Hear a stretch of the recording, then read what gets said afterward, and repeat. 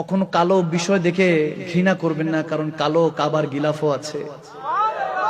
খুব খুব ফর্সা দেখে, সাদা দেখে খুব ভালোবাসেন না, কারণ আবার ভয়ঙ্কর সাদা কাফনের কাপড়ও আছে।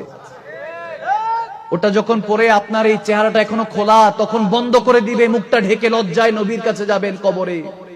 আমার আল্লাহ তখনও বলতেছে আস্তে আস্তে, কারণ আমার নবী বলেছেন মৃত্যুটা ফাকাত কিয়ামত, কিয়ামতের মতো যেমন কিয়ামত লাস্ট হয়ে যাবে, মৃত্যুটা এত ভয়ানক হবে, মানুষ চোখ বের হয়ে যায়, জিহ্বা বের হয়ে যায়, কি অবস্থা হয়ে যায়, বান্দা কষ্টে শেষ হয়ে যাবে। যাদের জন্য এত করেছে সব শেষ, সব শেষ। এখন বান্দাকে প্যাকেটিং করতেছে, দিয়ে দেবে গর্তের মধ্যে। যখন এরকম আল্লাহ বলে আস্তে আস্তে আস্তে আস্তে ব্যবস্থা করেছে, প্যাসেঞ্জার তো একজন কিন্তু ড্রাইভার 4 জন। আস্তে আস্তে নে, কাঁধ বদল করে করে নে, দোয়া দুরূদ পড়তে পড়তে নে।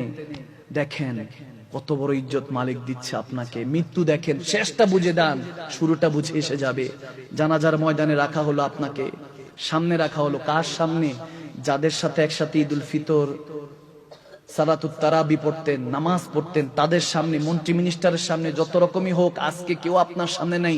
এমনকি যাকে ইক্তেদা, যে ইমামের ইক্তেদা করে পিছনে দাঁড়াতেন, সেই ইমামের সামনে আপনাকে রাখা হয়েছে আজকে। আল্লাহ, কত ইজ্জত মালিক। কাদের কাছে যান? এই মুহূর্তে গিয়ে বলেন যে একটু দরকার, মাহফিলে একটু হাদিয়া দেন, এই করেন, একটু বিপদে আছি সহযোগিতা করেন, আপনাকে বলবেন বিরক্ত হবে, কালকে আসো। এ হলো দুনিয়ার মানুষ। আর আমার আল্লাহ বিরক্ত হয়, বান্দা আমার কাছে চায় না কেন? আল্লাহু আকবার বলবেন না?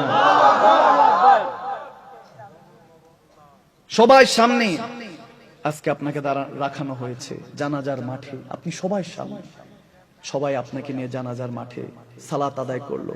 আপনাকে সুন্দর করে আস্তে আস্তে আস্তে আস্তে একজন ধরে